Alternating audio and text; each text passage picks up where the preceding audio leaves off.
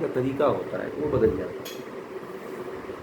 दार्शनिक दृष्टि जब दार्शनिकता जिसके अंदर नहीं आ पाती है, जिस व्यक्ति के अंदर दार्शनिकता नहीं पनप पाती है, उस व्यक्ति का जीवन अधूरा हो जाता है।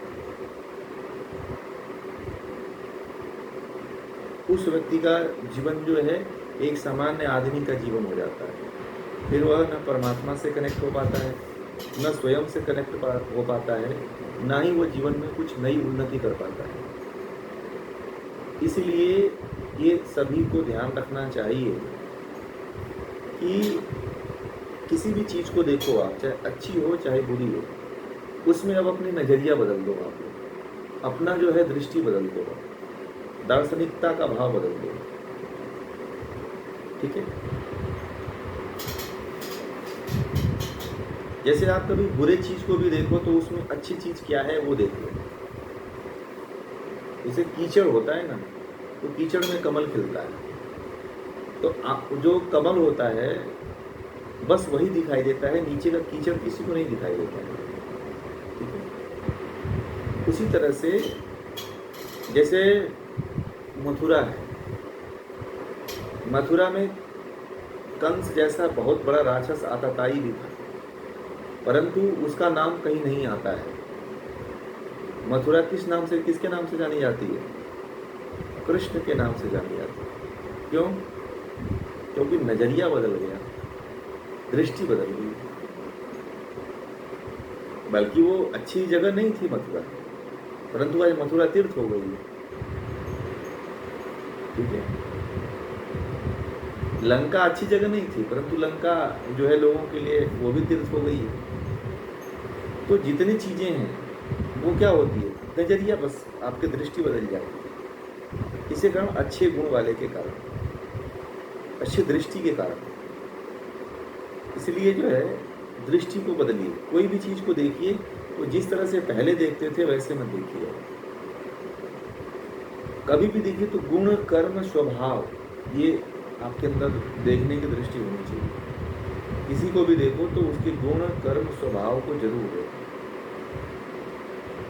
तब तो मतलब आप देख पाओगे, अन्यथा नहीं देख पाओगे।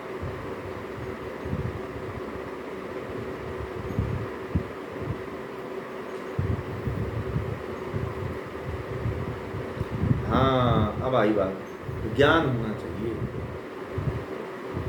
अब आप लोगों के पास, अब आप लोग ज्ञानी कुछ तो हो गए हो ना। पहले मैं बोलता था क्या? अब बोल रहा हूं किस कारण की कुछ तो जानकारी हो गई है, 5-10%। ये सही है ना? तो अब तो देखने की दृष्टि बदल सकती है ना? सोचने की शक्ति बदल सकती है। मन के अंदर जो भावनाएं आती हैं वो बदलने का प्रयास करिए। पहले लोगों के अंदर, लोगों को देखते हैं तो ईर्ष्या द्वेष आदि माध्यमों से देखते थे, परंतु अब तो बदलनी चाहिए। अब आपके भीतर न ईर्ष्या होनी चाहिए, न द्वेष होनी चाहिए, न छल होना चाहिए, न कपट होना चाहिए। इस तरह की भावनाएं अब नहीं होनी चाहिए, क्योंकि इसमें कुछ रखा ही नहीं है। तो दूसरे में और आप में अंतर यही होना चाहिए। दूसरा व्यक्ति संसार की दृष्टि से देखता है, परंतु आप संसार की दृष्टि से नहीं देखते। नहीं देखना चाहिए, आपको संसार की दृष्टि से नहीं देखना चाहिए। दूसरा व्यक्ति तो देखे चलो ठीक है, उसको ज्ञान नहीं था तो वो संसार की दृष्टि से देखे। भगवान श्री कृष्ण ने गीता में एक बात कही है कि आंखें हैं तो देखेंगी, कान है तो सुनेंगे, नाक है तो सूंघेगी, जीवा है तो स्वाद लेगी, परंतु किसका? कौन सा स्वाद लेगी? कौन सी चीज देखेगी? कौन सी चीज सुनेगी? बताइए। ये बात आती है ना?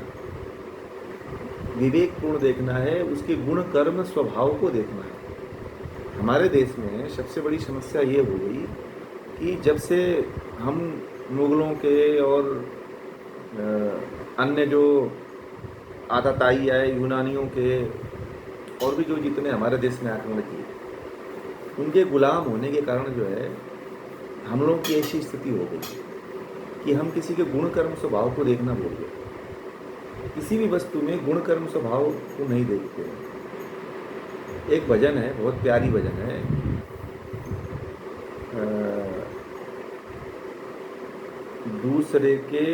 दूसरे का गुण और गलतियां अपनी देखा करो।